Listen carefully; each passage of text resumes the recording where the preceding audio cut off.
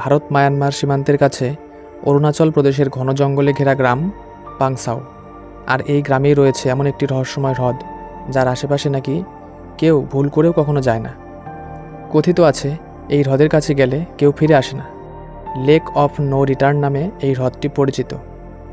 ব্যাপারটা এমন না যে এই হ্রদের আশেপাশে গেলে কোনো জলদানব এসে আপনাকে টেনে নিয়ে যাবে, তবে আপনি যতই এই হ্রদটির কাছে এগিয়ে যাবেন হৃৎপিণ্ডের গতি ততটাই কমে আসবে।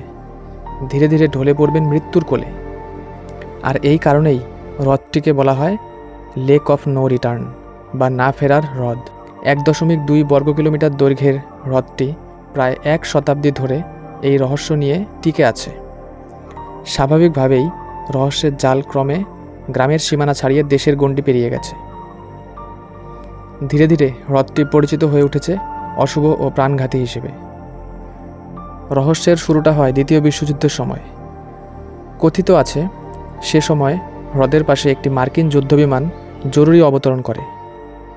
নিকটবর্তী যুদ্ধের ময়দান থেকে এই অবতরণের দৃশ্য দেখছিল অন্য সেনারা, কিন্তু সবাইকে অবাক করে দিয়ে সেই বিমান এবং পাইলট চোখের পলকে অদৃশ্য হয়ে যায়। এই ঘটনা বাতাসের বেগে ছড়িয়ে পড়ে চারদিকে। এরপর আরেকটি ঘটনা এই রহস্যকে আরও ঘনীভূত করে তোলে। একদল যুদ্ধফেরত জাপানি সেনা পথ হারিয়ে এই হ্রদের তীরে উপস্থিত হয় এবং যথারীতি তারাও অদৃশ্য হয়ে যায়। এই গল্পও ছড়িয়ে পড়তে সময় লাগে না।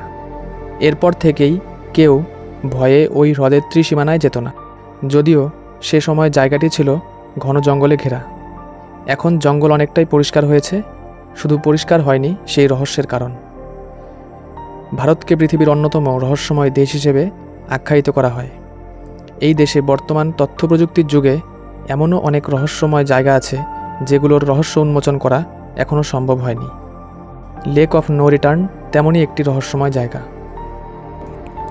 এই ধরনের আরও রহস্যময় ভিডিও দেখার জন্য অজানা দেশ চ্যানেলটিকে সাবস্ক্রাইব করুন এবং পাশে থাকা বেল আইকনটিতে ক্লিক করুন।